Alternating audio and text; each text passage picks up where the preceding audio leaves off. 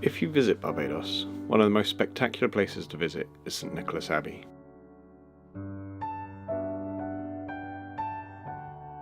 This is an old plantation, having nothing to do with either St Nicholas nor monks.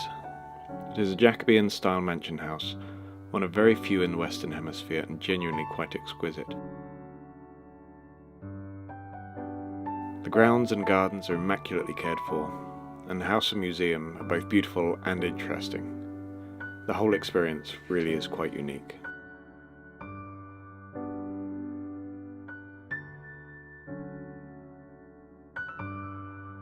One of those particularly unique experiences there is a film showing life in Barbados in the 1930s. This was filmed by one of the previous owner's grandparents, and because it belongs to the British Archives, it is not possible to reproduce any part of that film for YouTube purposes. However, I have done my utmost to recreate it using my own footage. I hope you enjoy.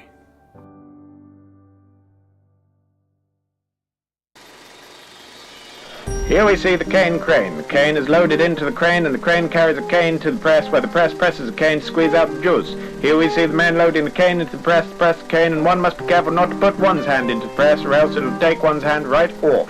The man loads the cane into the press that came from the cane crane, and the cane is pressed and squeezed by the rollers, and as the cane is pressed it releases sugarcane juice and we are left with bagasse. This can then be dried and burned to drive the mill, which makes more juice and more bagasse.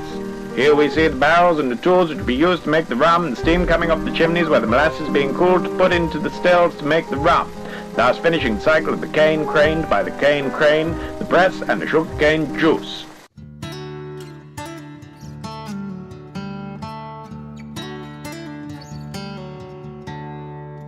The rums that they make at St Nicholas Abbey are some of the greatest rums made in Barbados, using both copper pot and column stills.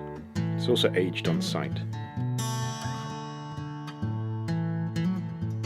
Some of their older rums were distilled by Foursquare in Barbados and aged in St Nicholas Abbey barrels, but they now control every aspect of the process, from the cane that they grow in their fields, through to the bottles that they edge and fill with their rum.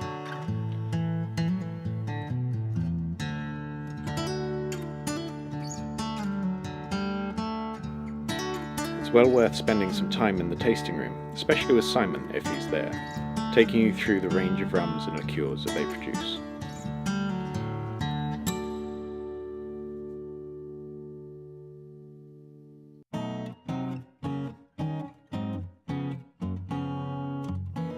The newest addition to the attractions at St Nicholas Abbey is the St Nicholas Abbey Heritage Railway. This is an homage to the old East Coast railway line that used to carry cane and passengers from the farms in the north of the island in Belle Plaine to the port in Bridgetown at the turn of the 20th century. The railway at St Nicholas Abbey is a 2-foot 6-inch narrow gauge railway which takes visitors around the plantation and up to Cherry Tree Hill for the view out over the east coast.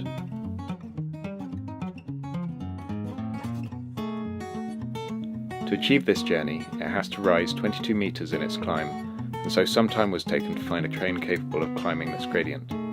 When I visited the Abbey, we were pulled by a diesel locomotive called Badger, but since the start of February, a historic steam locomotive built in 1914 has been delivered to the plantation.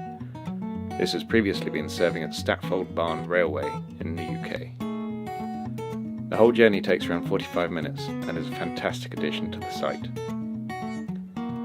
I hope you enjoyed this brief tour of the site at St Nicholas Abbey.